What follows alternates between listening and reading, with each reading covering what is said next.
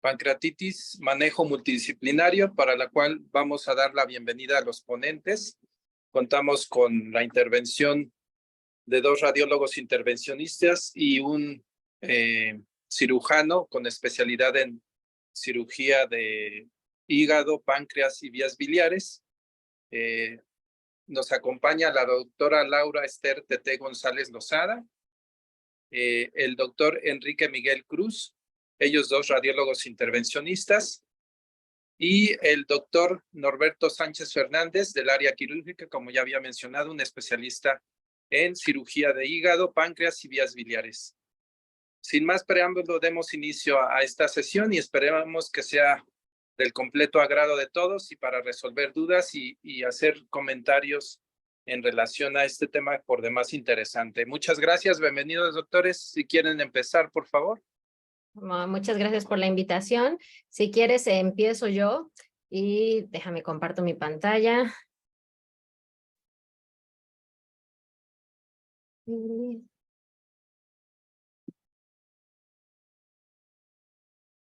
Bueno, iniciaré pidiendo una disculpa por parte de Norberto.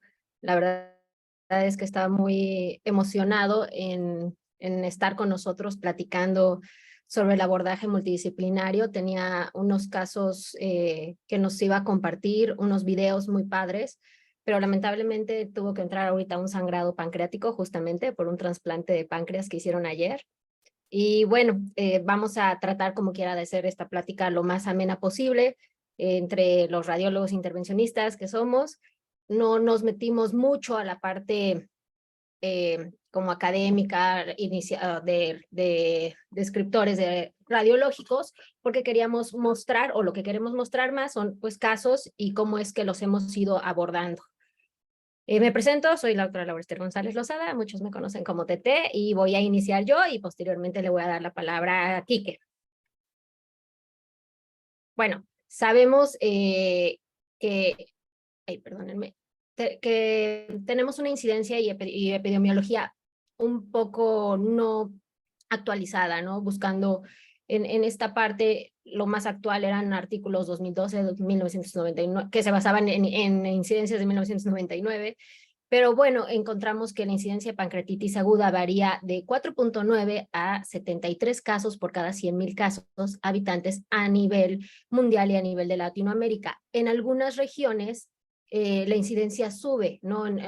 Se comentaba que en Argentina tienen mayor incidencia que lo que tienen en Perú o lo que tenemos en México, pero y si bien la incidencia varía de acuerdo a la población, la etiología más común es la biliar, ¿no? Seguida por el alcohol.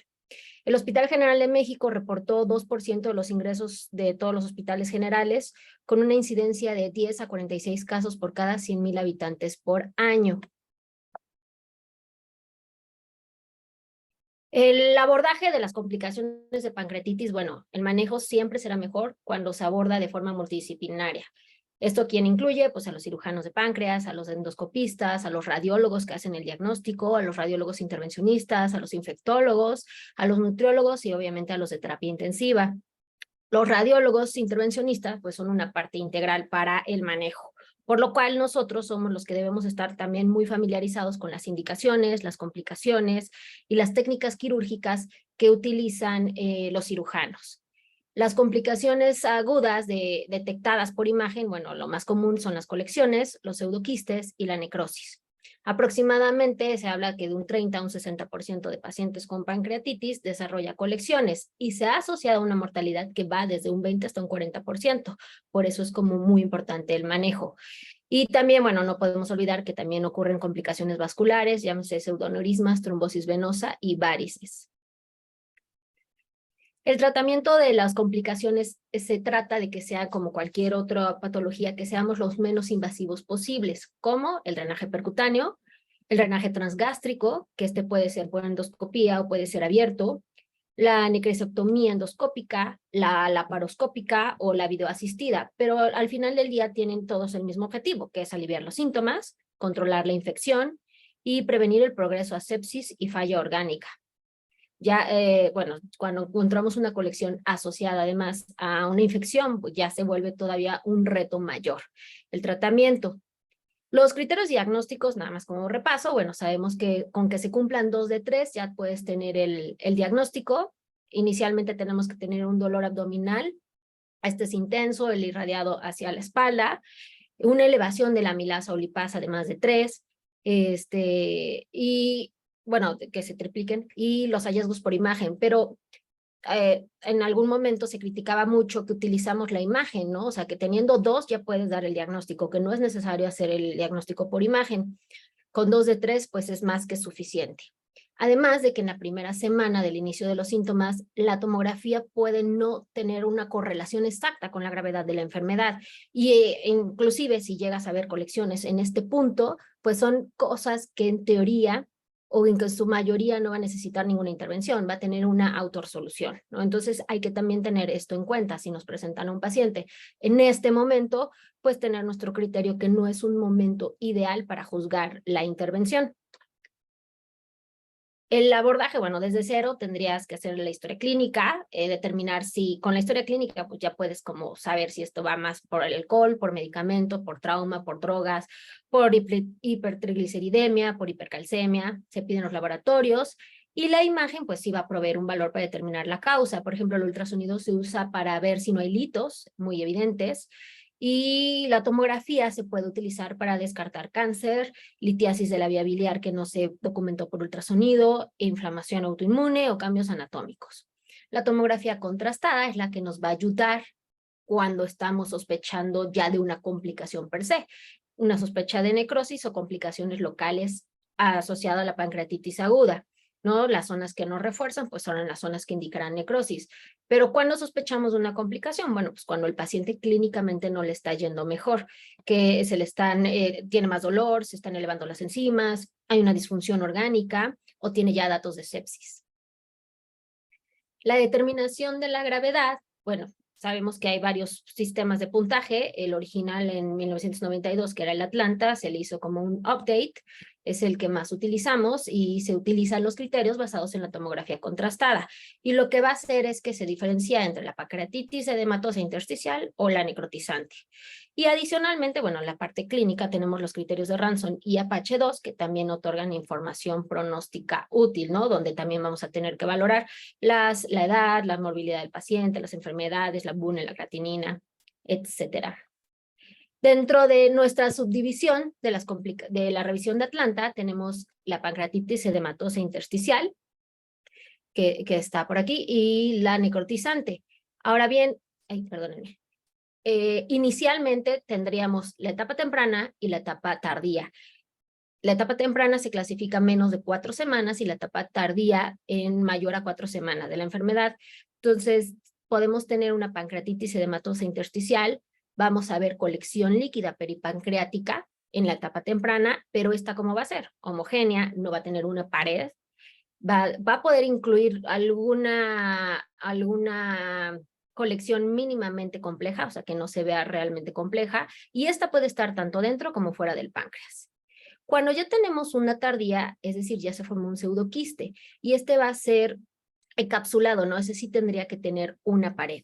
Cuando ya hablamos de necrosis, que está dado por la falta de vascularidad del páncreas, entonces ya se dio bueno, ya se generó una necrosis del tejido, podemos tenerla como una aguda necrótica temprana o la podemos tener como una encapsulada tardía, que es a la que se le llama wall of necrosis, ¿no? Y estas no van a ser homogéneas, tienden a ser más heterogéneas, tienden a tener como áreas de liquefacción y van a tener, ya cuando se encapsula, pues va a tener que tener una pared. En algunos casos no se ve tanto el aspecto líquido de esta, sino un aspecto más de tendencia semisolidona.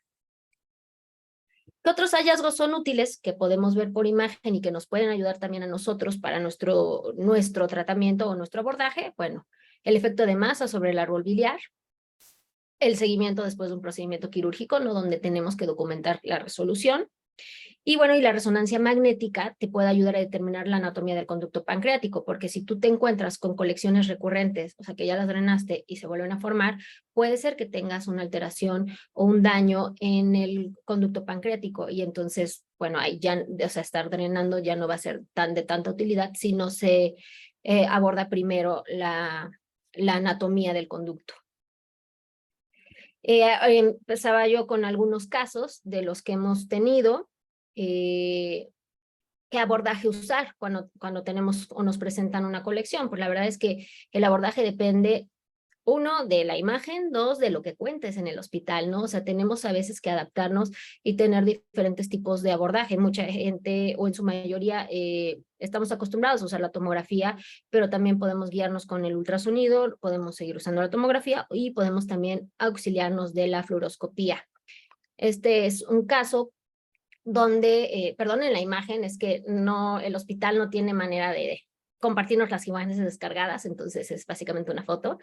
Este es el estómago, lo que tiene medio de contraste. Le pusieron una gastrostomía, es una paciente que lleva 45 días en terapia intensiva, fue apenas reciente de hace 2 semanas, por una cirugía de una colecistectomía, pero ella tenía un drenaje por una cirugía de meningioma, hizo como un destrozo, luego hizo pancreatitis, hizo las colecciones, entonces no los presentan, pero pues la paciente estaba en terapia intensiva, trasladarla era difícil por las condiciones de la paciente, y lo que hicimos en este caso fue guiarnos con puramente el ultrasonido. Esta es la colección en la imagen, y tenemos aquí, este es un video del rastreo pre, donde podemos ver el hígado. Aquí está nuestra colección, que no es homogénea realmente, es un poquito compleja, y esta es la parte del estómago que está distendido por agua, se puede ver inclusive en algún momento la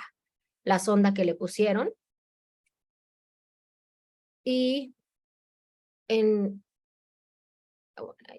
y en este otro video tenemos ya el drenaje, ¿no? Aquí se puede ver, se colocó un catéter de 12 French por la posible complejidad del líquido que íbamos a drenar. Este fue meramente en su cama, con la anestesia local. Bueno, la paciente en realidad estaba con un déficit neurológico también.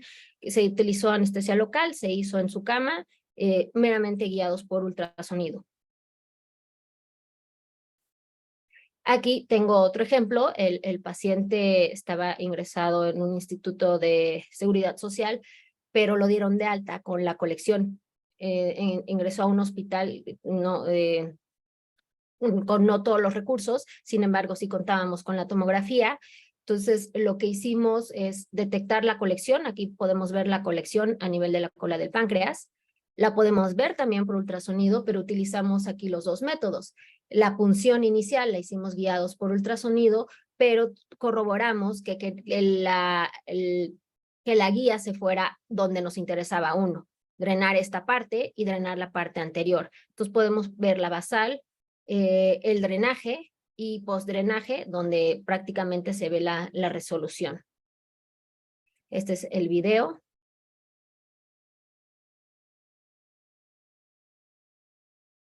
Porque no solamente, bueno, no solamente estaba en la porción extrema, sino como ustedes verán, también se puede ver colección anterior al cuerpo del páncreas, que es donde queríamos que quedara nuestra guía para un mejor drenaje.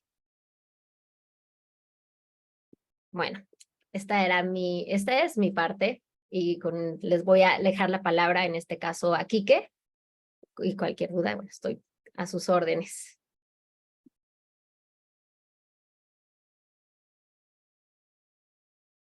Hola, buenas noches, mucho gusto. Gracias por la invitación.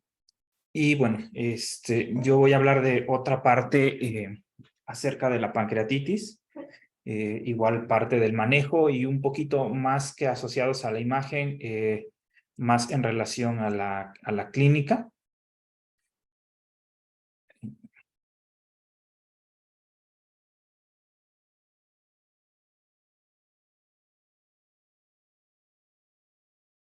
Entonces, bueno, vamos a comenzar. Hay que recordar que el manejo de la pancreatitis pues es complejo y hay que nosotros como médicos reconocer la alta morbimortalidad de la enfermedad, pero también creo que una parte importante es que podamos platicar de manera adecuada con los pacientes, con los familiares, para que también sepan que es un proceso largo. Generalmente las pancreatitis cuando empiezan a complicarse no son, pues todos lo hemos vivido, ¿no? Son de a veces meses en el hospital y creo que es importante también hacer hincapié y tener esa comunicación con los familiares, porque a veces creo que entienden, va a entrar a un procedimiento y que de ese procedimiento ya va a salir curado de la enfermedad.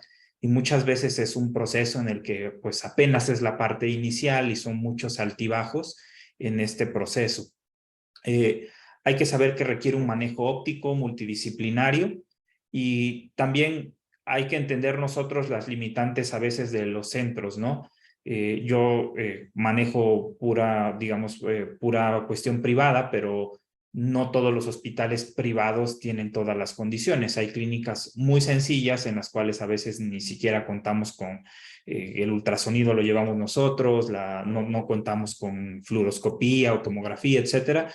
Y bueno, hay que saber el momento en el cual expresarle al paciente que tiene que moverse o requiere más estudios, ¿no? Eso creo que también es muy importante.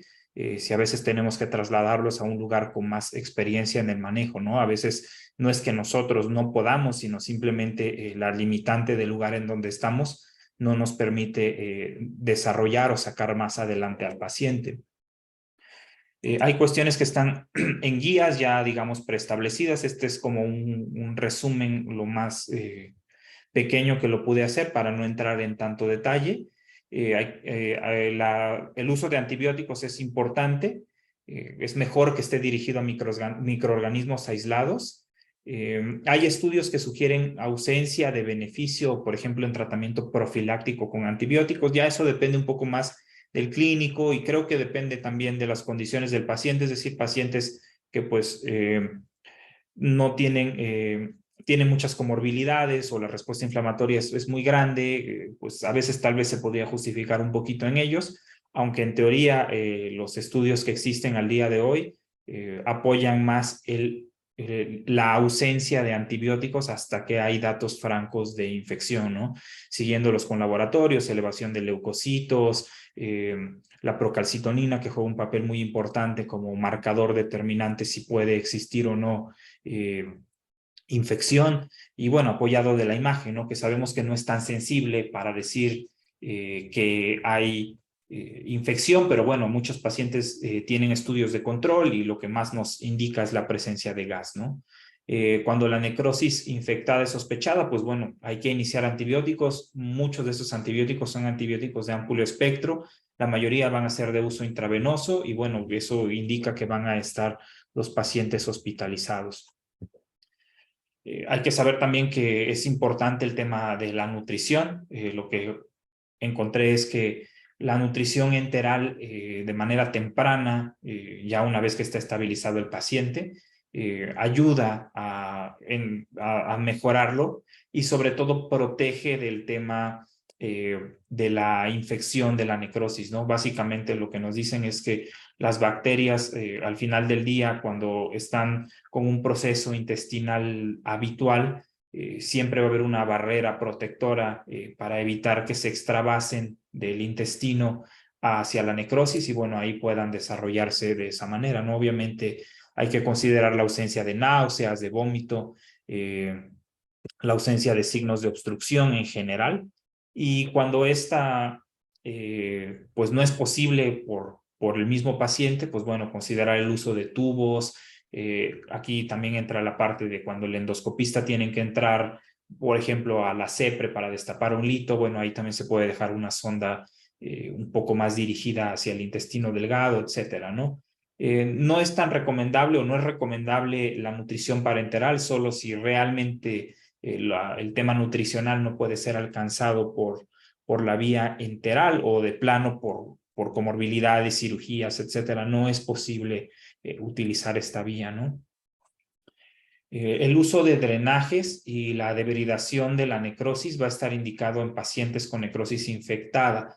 En el caso de nosotros, otras indicaciones que podrían ser válidas para la colocación de drenajes es que exista dolor abdominal persistente, datos de síndrome compartimental abdominal, náuseas, vómito persistente causado por compresión, y obviamente también que persista mucho el síndrome de respuesta inflamatoria sin mejoría clínica del paciente, ¿no?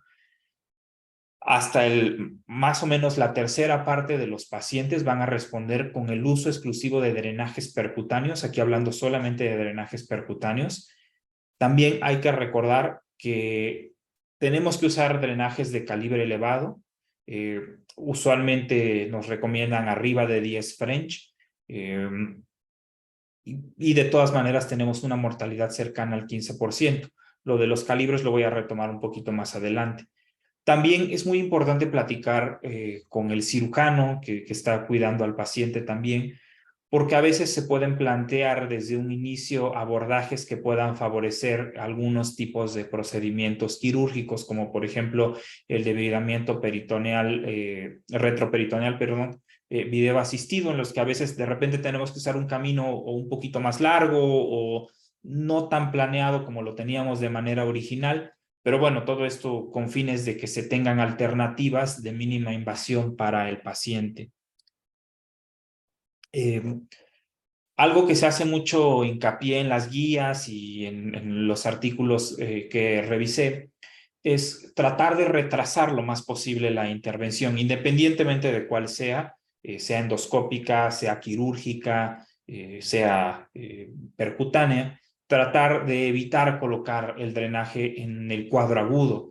E idealmente, si el paciente no está infectado y no tiene las indicaciones previamente mencionadas, pues tratar de evitar meternos a esas colecciones, ¿no? A veces ves colecciones muy grandes, relativamente sencillas de accesar, pero bueno, el paciente a veces no cuenta con datos de infección, hacemos el procedimiento, el cultivo no da nada, ponemos el drenaje y después aparece la infección y bueno, fue una contaminación por el mismo procedimiento que realizamos. Normalmente los artículos que alcancé a ver no recomiendan que sea antes de las 2 semanas y de hecho idealmente en las guías de manejo de pancreatitis de la Sociedad Americana de Gastroenterología nos recomiendan arriba de las 4 semanas. Obviamente depende del tema infeccioso sobre todo, tratar de no meternos antes de ese periodo. Tratar de localizar las colecciones que están más organizadas, obviamente revisar que tengamos indicación para hacerlo y también en el caso de procedimientos combinados, sobre todo cuando entra endoscopía, saber que los stents metálicos van a ser superiores a los plásticos. Eso también es importante cuando se cuenta con ese recurso. El drenaje transmural endoscópico y el drenaje percutáneo, ambos van a ser considerados adecuados como primera línea del tratamiento. Aquí hay que hacer mucho hincapié en que en nuestro país muchas veces tenemos este recurso de manera muy limitada, no todas las instituciones lo tienen. Nosotros, por ejemplo, aquí en Puebla no contamos con un endoscopista que haga este tipo de procedimientos. Los pacientes tienen que ser derivados a Ciudad de México y obviamente hay que considerar mucho las condiciones del paciente, ¿no? Cuándo se puede ir, cuándo no. Creo que muchos estamos en esta situación. La ventaja que se hace también hincapié en los artículos es que en el caso del abordaje endoscópico, pues se evita tener una fístula pancreatocutánea, ¿no? Obviamente en los pacientes que sospechamos o tienen infección, pues este procedimiento, el que sea, tiene que ser considerado para sacar las colecciones y considerar, pues obviamente, el realizar un cultivo para dirigir más la terapia antibiótica y ayudar al paciente a que no esté entrando nuevamente en ese proceso inflamatorio por la presencia de fiebre, leucocitosis, etcétera. En los pacientes, hay pacientes que por sus condiciones no pueden ser candidatos a un procedimiento endoscópico. Por ejemplo, en los pacientes que tienen muchas comorbilidades en la terapia, como veíamos el caso de TT, que no se puede movilizar mucho al paciente o no se tienen tantos recursos para hacerlo. Entonces, son situaciones en las cuales a veces favorecen mucho más el que se haga de manera percutánea. También hay que considerar que muchos de los pacientes que vemos no van a requerir un solo manejo, y eso creo que también es parte del equipo multidisciplinario. A veces de repente dices, oye, yo quiero manejar todo, voy a tratar de sacarlo yo solo, y pues a veces no es posible, y hay que saber cuándo va a entrar algún otro especialista para apoyarnos en esa mejoría del paciente. Esto, por ejemplo, cuando se cuenta con el recurso de drenaje endoscópico, puede ser muy válido en las colecciones en la pelvis, en las cuales pues a veces el endoscopista obviamente no va a tener el acceso hacia este sitio, y las colecciones, bueno, pueden seguir generando morbilidad al paciente. Se puede realizar necrosectomía endoscópica, sobre todo a los pacientes que no respondieron, ya sea drenaje transmural o drenaje percutáneo. Sin embargo, es una técnica que se hace mucho hincapié en todos los artículos que revisé, que se requiere mucha experiencia del endoscopista, que no cualquiera, independientemente que tenga la capacidad de poner un drenaje, puede hacer el tema de la necrosectomía. Y también es importante hacerle saber al paciente que es probable que en una sola sesión no tenga el 100% de mejoría. De hecho, en algunos artículos que revisé, el promedio era de 3 a 6 sesiones, dependiendo de la cantidad de necrosis infectada. Y pues, lógicamente, entre menos invasivos seamos, esto no solamente en la parte endoscópica o de radiología intervencionista, sino también en la parte quirúrgica, pues van a ser mejores para el paciente en el tema de la respuesta inflamatoria. Sin embargo, a pesar de todas estas situaciones, sigue considerándose como estándar en el tema quirúrgico la necrosectomía abierta, porque muchas veces se pueden resolver no solo la necrosectomía, por ejemplo, si se requiere una colecistectomía, si se requiere un lavado a nivel del hueco pélvico, etcétera, ¿no? Es por eso que sigue existiendo la presencia de la cirugía abierta. Nosotros como radiólogos también hay que estar muy pendientes en el caso de que se sospeche un conducto pancreático desconectado. De hecho, muchas veces nosotros somos los que lo sospechamos por imagen, y obviamente es importante platicarlo con el cirujano, si es posible realizar una pancreatectomía distal, porque a los pacientes les va a ir mejor. Es importantísimo que nosotros lo detectemos antes, porque son los casos en los que cuando hacemos drenaje percutáneo es más probable que se forme una fístula pancreatocutánea, y obviamente va a ser más difícil el manejo de la misma. Si contamos con el apoyo de endoscopía, puede ser una buena alternativa de dejar un drenaje endoscópico, y eso disminuye o evita el riesgo de ese tipo de fístula hacia la piel. Y pues se hace también mucho hincapié tanto en guías como en los artículos del uso de los abordajes paso a paso o step-up approach, en los cuales pues podemos empezar ya sea por drenaje percutáneo o endoscópico. La verdad es que creo que la mayoría de nosotros está en el tema de empezar con el drenaje percutáneo, porque obviamente aunque lo leamos y conozcamos que existe el drenaje endoscópico, no contamos tanto con ese recurso. Y bueno, de ir subiendo en caso de poderse realizar la necrosectomía endoscópica, considerar una cirugía de mínima invasión, y bueno, en caso de que a pesar de todo esto vayamos teniendo fallas, podamos considerar una cirugía abierta. Esto es, en resumen, digamos, lo que nos plantean diversas guías y diversos artículos. Ahora, hablando un poco de la experiencia que tenemos o cómo hacemos estos procedimientos, nosotros preferimos drenajes de alto calibre, arriba de 12 French. Yo, de hecho, personalmente prefiero, cuando las colecciones lo permiten, poner drenajes muy grandes de 18, 22 French. Por experiencia, muchas veces la necrosis tapa mucho los catéteres. Tenemos que estar lavando, a pesar del lavado, bueno, obviamente dejamos fragmentos necróticos adentro, y a veces el paciente no mejora precisamente por eso, ¿no? Aunque estemos nosotros encima, lavando, limpiando, no siempre tenemos el mejor resultado. Al momento de que cambiamos los drenajes, nos damos cuenta que estaba completamente tapado y bueno, hay que nuevamente colocar uno nuevo, etcétera, ¿no? Con todo lo que implica el gasto hacia el paciente. Yo también personalmente, eso a veces de repente con TT, cuando tenemos casos, a veces de repente nos conflictuamos un poco. Ella prefiere el usar los abordajes por tomografía, obviamente tiene sus ventajas.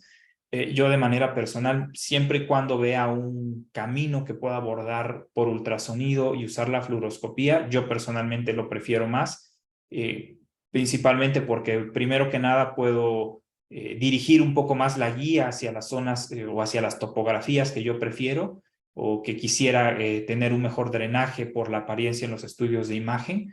La segunda es que me permite un poco más en vivo saber, una vez echando contraste y haciendo los abscesogramas, qué tanto realmente estoy drenando en esas zonas. A veces creo que a los que nos gusta más este abordaje nos damos cuenta que o estábamos muy adelante o estábamos muy atrás, o teníamos que reacomodar el catéter, y a veces es también más fácil dirigir la guía hacia las zonas que realmente están teniendo más colección y nos van a permitir una mejor función, aunque al final del día creo que el método, no hay un método ideal, depende tanto de nuestra experiencia, disponibilidad en el centro donde estemos y el gusto propio, ¿no? El gusto personal de cómo lo hacemos.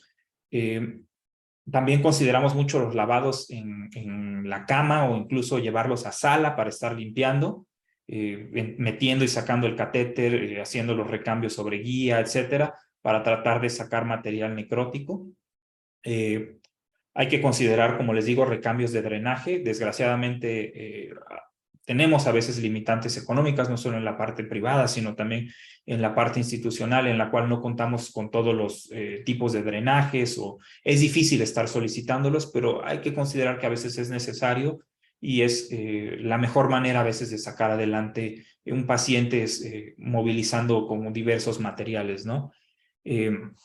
Obviamente también nosotros vamos a estar cuidando el tema de las imágenes de control, en caso de que podamos usar baja radiación, sobre todo porque lo seguimos por tomografía, pues tratar de hacerlo. Son pacientes que van a requerir, los que son muy complicados, muchos estudios, muchas tomografías. Entonces, digo, en lo que podamos disminuir la dosis, creo que estaría bien. No todos los pacientes son candidatos, obviamente sabemos como radiólogos las limitantes de la técnica, la granulación de la imagen, muchos pacientes son obesos, etcétera, y que no nos permiten la mejor evaluación, pero bueno, los que sean candidatos a esto creo que es una buena opción. Consideren el uso de trombolíticos también para las colecciones, a veces son colecciones muy espesas, la necrosis también no la podemos sacar a veces fácil. El uso de trombolíticos a veces nos facilita que se esté descamando un poco más la cavidad. Hay que tener cuidado porque, a diferencia de otro tipo de abscesos u otro tipo de procesos, aquí hay que considerar que puede haber una nueva pancreatitis y bueno, eso erosionar vasos y tener un problema con sangrado, ¿no? Es un poco más delicado cuando es vía percutánea. Es por eso que también yo, al menos las revisiones, algunas de los drenajes y lavados, si lo considero candidato a hacer utilizar trombolítico, perdón, ahí sí consideramos entrar un poquito a sala con fluoroscopía, etcétera, para saber lo mismo que les comento, ¿no? De cómo se distribuye el contraste, etcétera, para tener ese mayor control. Y creo que un punto sumamente importante es la comunicación efectiva con el equipo, ¿no? O sea, voy a hacer esto por esta razón, esta situación me puede, bueno, esto puede salir mal, etcétera, para que el mismo cirujano también, o el endoscopista, o quien sea el involucrado, esté pendiente, ¿no? A veces de repente metes al paciente y llega el infectólogo y dice, oye, ¿no tomaste muestra? Y dices, no, porque ya tenemos aislamiento. Y te dice, sí, pero es de hace un mes, 3 semanas, y ya no me es tan válido, ¿no? Entonces, todo eso a veces hay que tener esa adecuada comunicación. Me alegra que pensemos igual. Y bueno, pasando a un par de casos que tenemos aquí. Este es un femenino de 81 años que debutó con pancreatitis biliar. Estas imágenes de tomografía son las imágenes iniciales. debutó con esta pancreatitis, era un poco más de gas. A pesar del gas, se manejó únicamente con antibiótico y se le hizo CEPRE para la extracción del lito. El problema fue que después de la CEPRE volvió a ser un cuadro más severo de pancreatitis. Estas son las imágenes en las cuales hay una necrosis principalmente peripancreática, mucho gas por el proceso infeccioso, pero además ese gas se extendía atrás del estómago y encontró un caminito a través del hiato esofágico y se nos metió también al tórax, en el espacio pleural. Propiamente no era la pleura porque tenía comunicación directa hacia el abdomen. En este caso, utilicé la tomografía para colocar los drenajes de manera inicial. Posteriormente, utilicé la fluoroscopía. Logré subir un drenaje directamente por el hiato y, bueno, tener un contacto directo hacia la cavidad. Esta paciente tenía múltiples comorbilidades. Realmente respondió muy bien al manejo percutáneo inicial. Mejoró muy rápido desde la colocación de los drenajes. Estos drenajes fueron recolocados. En el seguimiento hizo esta colección en el mesogastrio, la cual también fue drenada vía percutánea. En algún momento tuvo 3 drenajes. Inicialmente me concentré como en limpiar la cavidad torácica, que era lo que más me preocupaba, que no fuera a extenderse más. Hubo un buen control, de ahí poco a poco se fueron retrayendo los drenajes hasta lograr retirarlos. Y bueno, este fue el resultado final. Esta paciente respondió exclusivamente con manejo percutáneo. Fue pesado porque cuando se colocaron inicialmente los drenajes se tapaban un poco. Entonces, pues tuvimos que estar ahí lavándola a veces en algún periodo casi 3 veces al día. Pero bueno, tuvo una buena respuesta y se evitó también ir a un procedimiento quirúrgico mayor. La paciente tenía muchas comorbilidades, realmente creo que iba a ser complicado que saliera adelante y bueno, fue un buen caso de un drenaje, de manejo con exclusivamente drenaje percutáneo. Este otro caso también es interesante, es un masculino de 56 años con pancreatitis también de origen biliar. Esta es la primera tomografía con la que yo cuento de este paciente. Él debutó en otro hospital, de hecho ya llevaba el manejo hospitalario como de un mes, mes y medio previamente a que lo transfirieran a la unidad donde estamos. Hizo muchísima necrosis, mucha respuesta inflamatoria. Se ve un drenaje en la última imagen porque él ya llegó con un drenaje colocado a nivel de hueco pélvico, realmente arriba no se le había hecho nada. Pienso que de hecho se infectó o se pudo haber infectado por el drenaje. Tuvo múltiples colocaciones de drenajes, múltiples lavados. El paciente prácticamente estuvo 3 meses aquí en el hospital. Aquí pongo nada más los topogramas de las tomografías, un poco de los drenajes más relevantes hacia hueco pélvico. Si ven, hubo cambios de drenajes, no correspondían a las mismas colecciones. Uno en el flanco, que de hecho fue el primero que se pudo retirar, y tenía otra colección en el flanco que originalmente permitió como accesar directamente al retroperitoneo. Ese se mantuvo todavía un rato y de hecho ese drenaje que lo voy a marcar aquí, este es el que estuvo como ahora sí que yendo y viniendo en ese trayecto retroperitoneal, porque de repente se acumulaba arriba, de repente se acumulaba abajo, etcétera. Terminaron poniéndose 2 drenajes de alto calibre, prácticamente estaban unidos uno con otro. Eso nos permitió como tener mucho más control de la necrosis y también en los lavados lo que hacía era lanzarle una guía, sacarlo con vacío, por ahí venía un poco de material necrótico, etcétera. Pero a pesar de todo ese manejo, producía muchísimo material de la colección. De hecho, el drenaje del hueco pélvico, aunque no vieran mucho líquido en esta imagen de tomografía, producía bastante al día y esta colección retroperitoneal daba muchísima lata, que es la que les menciono con el otro drenaje. Tuvimos que entrar a múltiples lavados. De hecho, creo que en estas imágenes Vemos que esta colección realmente estaba muy activa, la de este lado. Vemos cómo está toda heterogénea, era muy extensa esta colección retroperitoneal y de hecho se extendía todavía más arriba. Y bueno, teníamos un control parcial aquí en los drenajes que estaban hacia el epigastrio, en los cuales también vemos todas estas zonas con colección bastante activa. Se hicieron múltiples lavados hasta que, bueno, se logró que nos apoyara un endoscopista que hizo un drenaje guiado con ultrasonido endoscópico.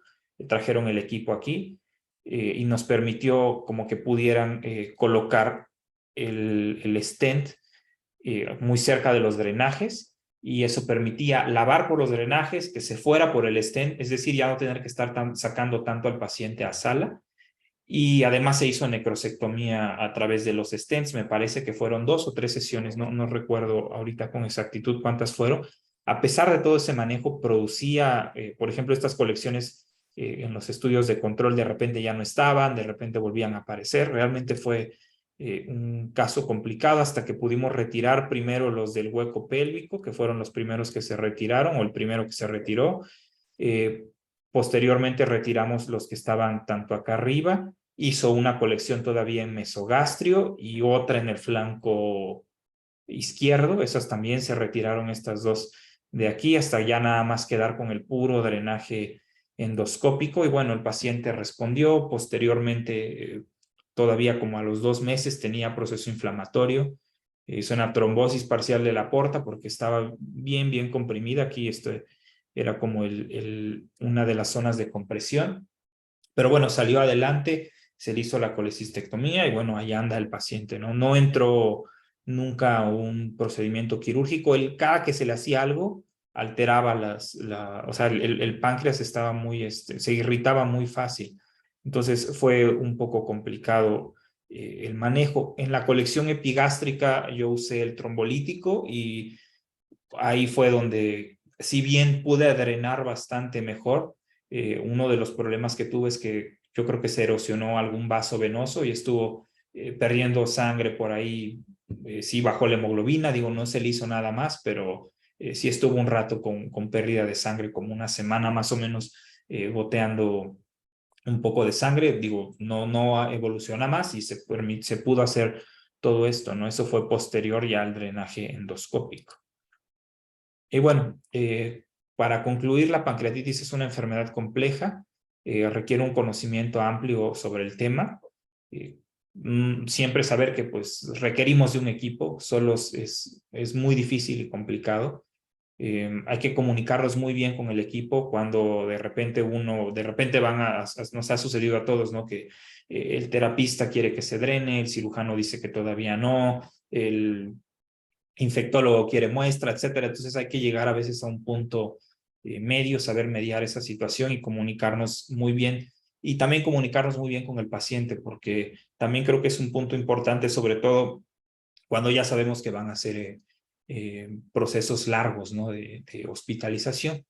Y bueno, como radiólogos intervencionistas es importante conocer las ventajas y desventajas de nuestra técnica y también conocer muy bien los materiales con los que contamos y saber utilizarlos y optimizar esos recursos para tener un mejor resultado.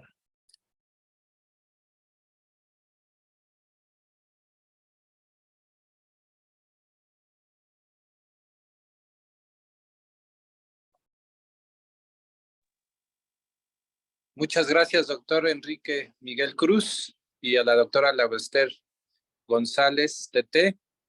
No sé si alguien tenga algún comentario sobre el tema, muy interesante, sobre todo desde el punto de vista de en qué momento nosotros entramos como radiólogos intervencionistas a un proceso como la pancreatitis aguda.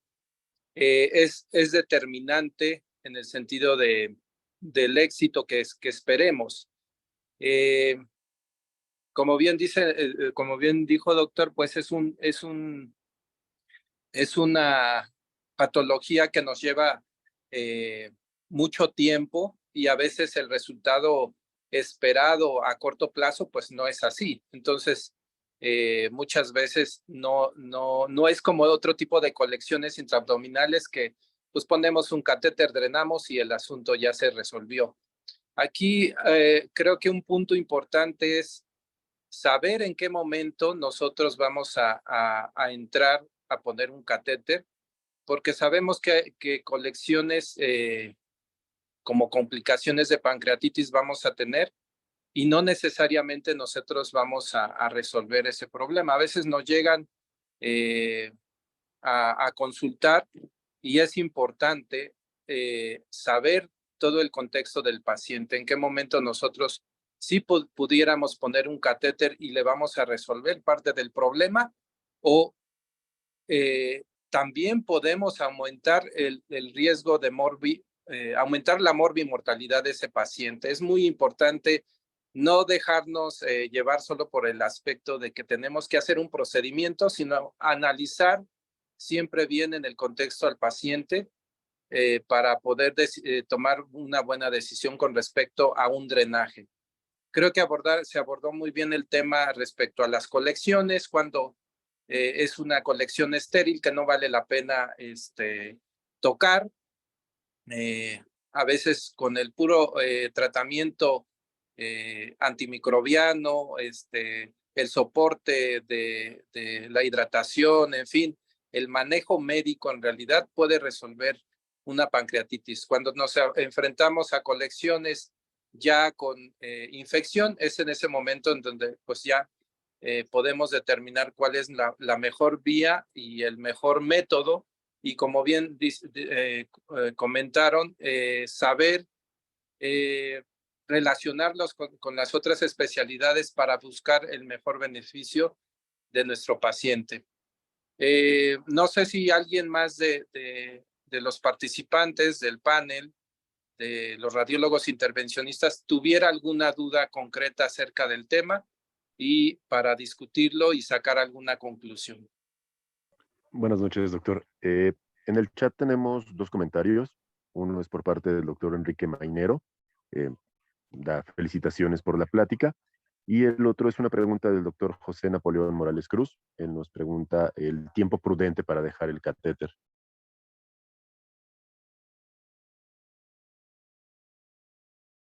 Pues miren, creo que esa pregunta es bien complicada. El tiempo, pues no hay un tiempo, más bien lo que nos basamos es en el gasto, ¿no? En la cantidad de gasto que vaya teniendo el paciente, sumado obviamente a cómo está la respuesta inflamatoria, etcétera. Muchas de las veces, ya que está controlado, el gasto empieza a bajar.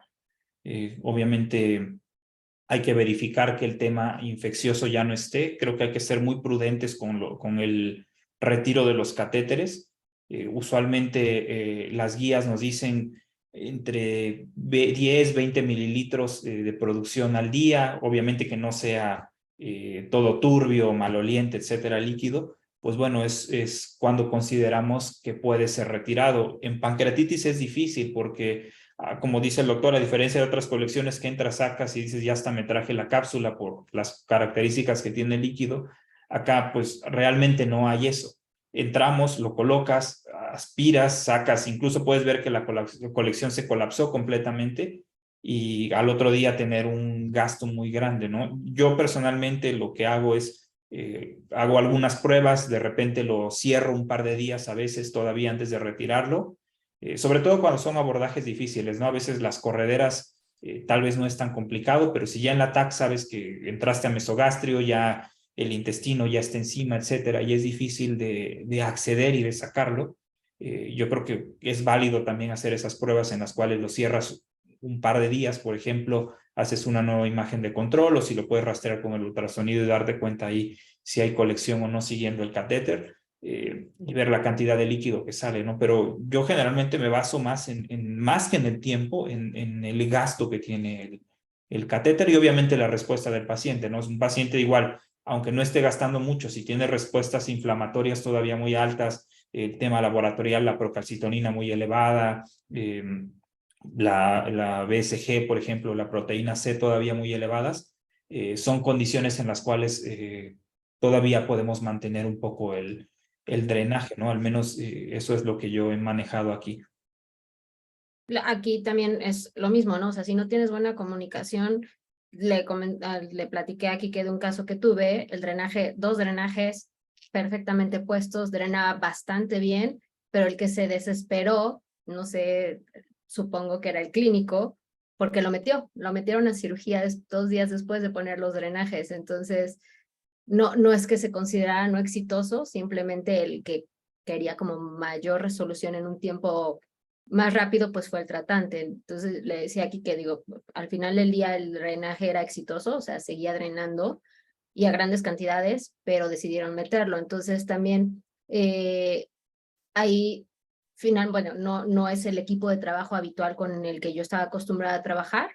Nos llamaron porque no había nadie en el hospital que lo hiciera en ese momento, pero sí, o sea, sí deja un poquito mal sabor de boca que no está esta comunicación o que no aceptan esta parte de que no es tan rápido, ¿no? O sea, no se resuelve tan rápido y más un paciente que ya tenía mucha necrosis, ya sabía, ya igual mismo caso lo habían dado de alta con las colecciones de seguridad social, regresó, le tocó la misma doctora, el paciente se dio de alta ya él solito porque decían, no, pues que no nos hicieron nada, entonces viene aquí, le ponemos el drenaje, lo paga, porque aparte de todo no tenía como mucho dinero y se dije, no, bueno, pues fue un gasto que por esperar un proceso, una resolución rápida, pues terminó en terapia y terminó en cirugía. Él estaba en cama normal y de cirugía terminó en terapia, ¿no? Entonces, sí, no fue un caso más exitoso, pero creo que también fue la falta de buena comunicación con el equipo sobre qué estamos esperando cuando nos llaman, cuando ponemos este tipo de drenajes.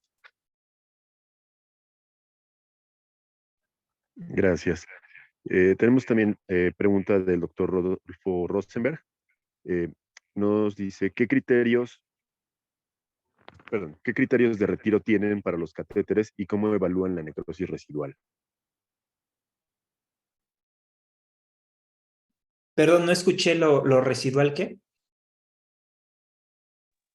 Sí, lo repito. ¿Qué criterios de retiro tienen para los catéteres y cómo evalúan la necrosis residual? Ah, correcto. La necrosis residual generalmente igual, bueno, al menos nosotros depende un poquito qué estudios tengan, ¿no?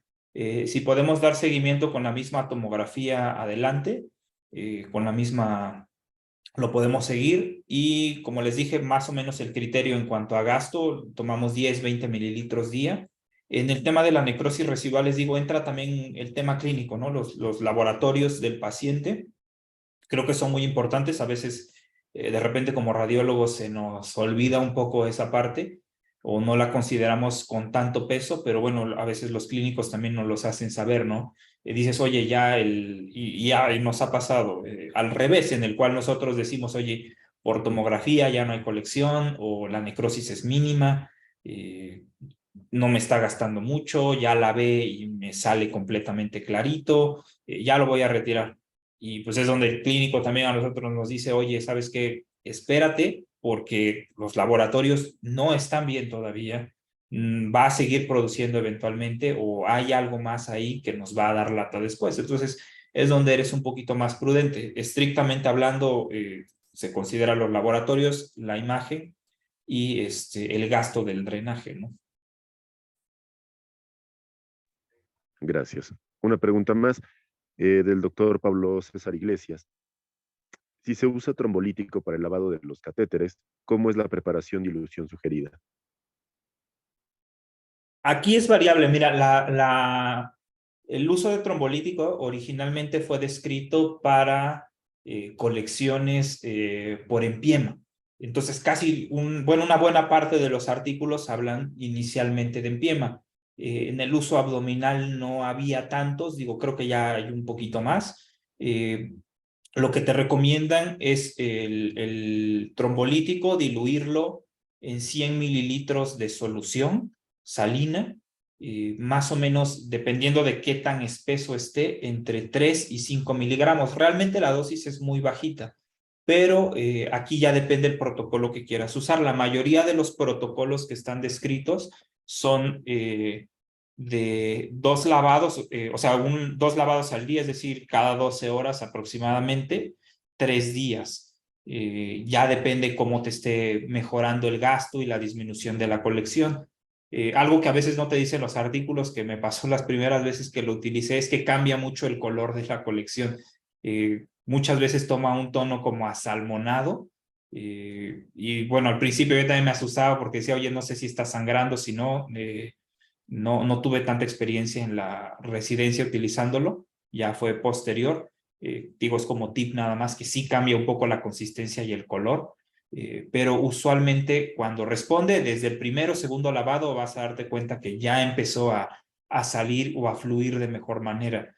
Sobre todo si hay material hemático, ¿no? O fibrina, esa realmente funciona bastante bien para limpiar estas colecciones. Ojo, sí ten cuidado, y otra cosa importante que también hacemos es no lo ponemos las primeras 48, 72 horas que drenamos. Esperamos un poquito a ver cómo responde la colección, cómo se ve por imagen, obviamente cuánto disminuyó, a veces si es que el gasto no es el adecuado, y ya de ahí es donde decidimos si se pone o no, por tema de que a veces de repente entramos y rompemos vasitos o hacemos una ruptura ahí de tejido, sobre todo por cuando son los drenajes grandes.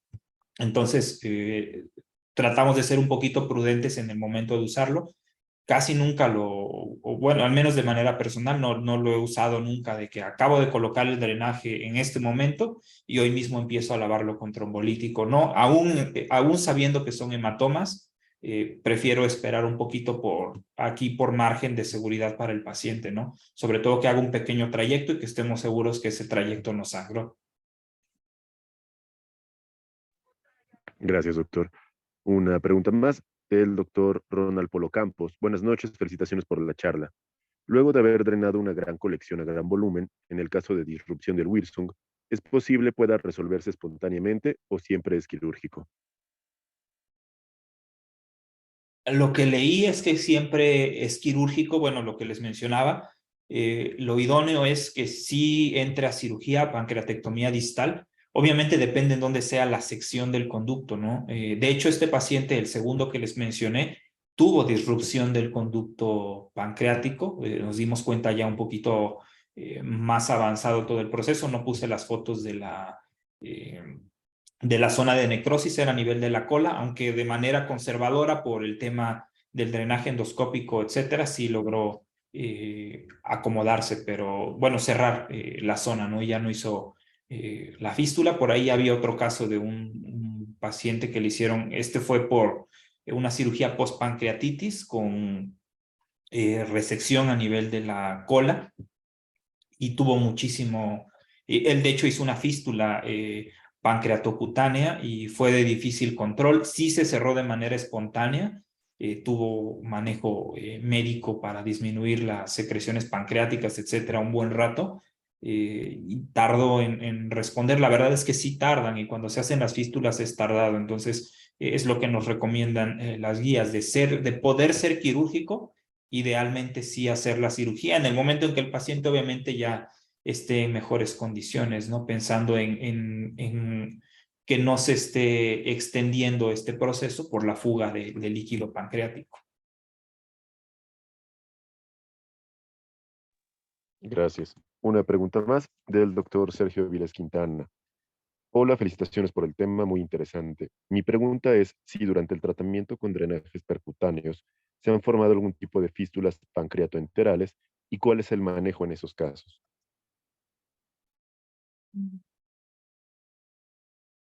En el caso de pancreatoenterales, la verdad no me ha tocado, más bien eran pancreatocutáneas las que preocupan un poquito más porque tardan mucho en cerrar.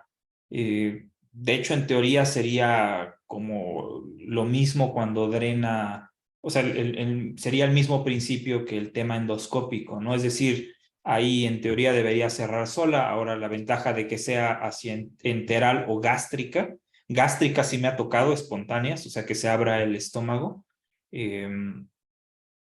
Normalmente creo que se dejan ahí hasta que cierren de manera espontánea, siempre y cuando no generen un proceso inflamatorio alrededor. Si no, nuevamente volvemos a lo mismo, sería un manejo quirúrgico. Sí recuerdo un caso, me pasó similar a lo que comentaba Tete. Fue una colección muy mal formada, muy densa. Y aquí entré, se lavó bien, estuvo relativamente respondiendo. En los lavados que hubo posteriores, hubo detecté con el contraste que había paso hacia el estómago. Obviamente yo lo veía como algo positivo, decir, bueno, lavo y una parte se va hacia el estómago, pero eso desesperó mucho al clínico que hubiera apertura hacia el estómago y en vez de utilizar como ese orificio o tratar de acomodar todo para que drenara para allá, se metió a cirugía casi al otro día y salió a terapia y falleció relativamente rápido, creo que unas 48 horas a lo mucho después de la cirugía, porque es una respuesta inflamatoria muy grande. Entonces, en esos casos hay que tratar igual de platicar con el clínico, de decirle, oye, esto es lo que haría un endoscopista, es decir, haría un hoyo en el estómago para que se drene por allá.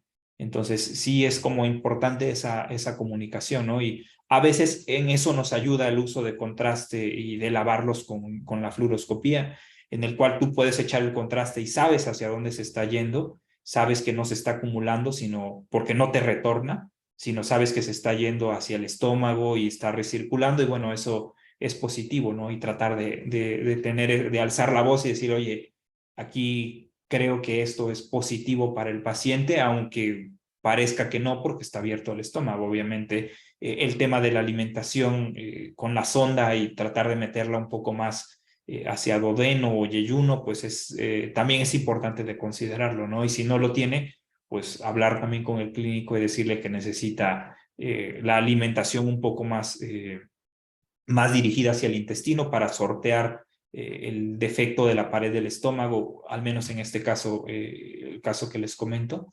Y pues eso, básicamente. Estupendo. Muchas gracias. Gracias, doctores. Esto serían todas las preguntas de esta sesión. Muchas gracias y buenas noches. Buenas noches a todos. Muchas gracias por la ponencia y la participación. Nos vemos la próxima sesión. Gracias. Gracias, hasta luego.